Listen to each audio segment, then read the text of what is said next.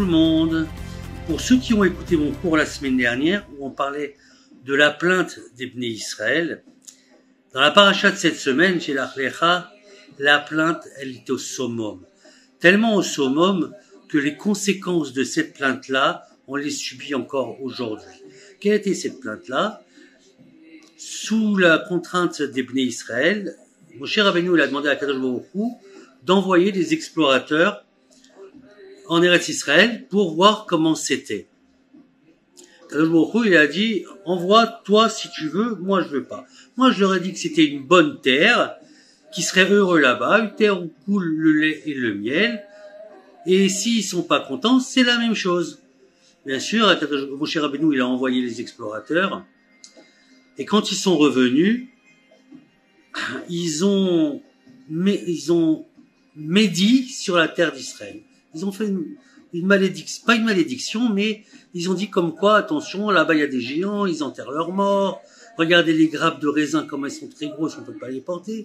Au lieu de prendre tout ça pour le bien, que les gens étaient là pour nous protéger, que la terre était tellement bonne, que même les grappes de raisin étaient énormes, non, ils ont pleuré. Quel était ce jour-là? Le jour de Tisha B'Av.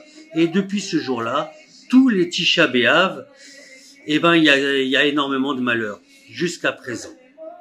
Destruction des temples, déclaration de la solution finale pendant la Shoah, ça a été fait un jour de Tisha B'Av.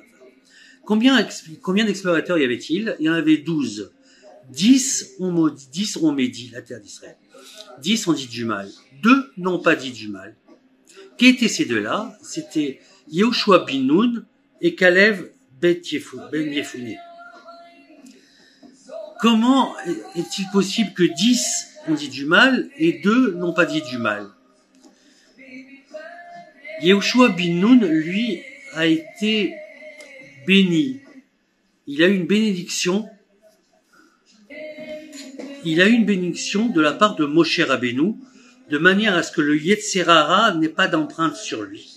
Le deuxième, Kalev ben Yefune, quand ils sont rentrés en Israël, il est parti directement à Marat Marpella, sur la tombe des patriarches, pour prier pour lui, de manière à ce que le Yetzer Hara n'ait pas d'empreinte sur lui. Mes chers amis, qu'est-ce qu'on en tire de ça? Chaque bénédiction n'est pas vaine. Chaque bénédiction a sa source et a sa finalité.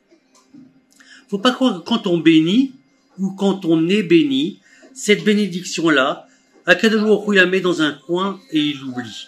Non, il l'oublie pas. Tout ce qu'on fait comme bénédiction, que ce soit pour nous, ou que ce soit pour quelqu'un d'autre, Akadosh Baruch Hu, il tient toujours compte de cette bénédiction-là. C'est pas tout de suite, c'est pour après. Mais il la garde, cette bénédiction-là. Pourquoi? Parce que quand on prie pour soi, ou quand on prie pour quelqu'un d'autre, ça vient du cœur. On va pas prier pour quelqu'un d'autre qu'on n'aime pas, même si on devrait le faire.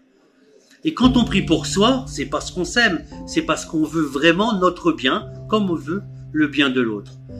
Mes chers amis, quand on envoie des télim à faire pour quelqu'un, n'hésitez pas, faites-les télim. C'est pas, ouais, c'est pas que par moi, que ça, si, que par toi que la chose, elle peut changer. Mes chers amis, Shabbat Shalom, et même si je vous l'ai pas dit la semaine dernière, bien sûr que je vous aime.